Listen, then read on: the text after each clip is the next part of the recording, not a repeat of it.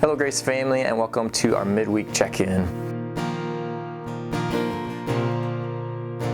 So last Sunday, looking back at what we were able to talk about, we looked at another I am statement of Jesus where he says, I am the way, the truth, and the life. And we had a big idea, at the beginning of that section, he's talking to his disciples and says, don't let your hearts be troubled. Believe in God, believe also in me. And so we talked about that a little bit and how we live that out in our lives. And one of our points of application was to keep an eternal perspective in that. And that's kind of where my mind has been living this week and trying to apply that to my own life, is just living in that eternal perspective. And so I wanted to share a couple of thoughts about that with you here today. I began thinking about vacation time, which I know sounds kind of weird, but if you picture any vacation you've ever been on, no matter where you go, no matter who you're with, no matter how great it is, there's a point in time when you're on your vacation and you just go, I want to go home. I'm ready to be home. And I just think that's such a beautiful picture of us as followers of Christ when we know that this world is not our home. Our home is in heaven. Our home is with the Father because Jesus has made a way. And so I just wanted to encourage you in that and in that perspective. I'm going to read a verse on that in a second here.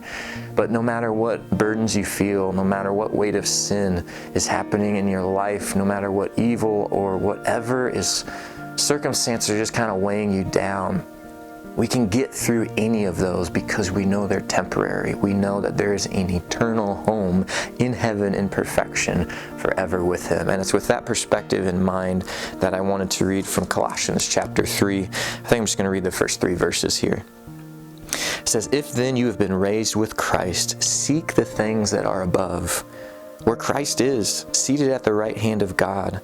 Set your mind on things that are above, not on things on this earth, for you have died and your life is hidden with Christ in God. And it's just kind of that eternal perspective that it keeps talking about. Set our minds on things that are above. And so, again, no matter what you are facing, whatever you're going through, know that it is temporary and that there is a permanent, full restoration, perfection, glorious home in heaven waiting for us one day.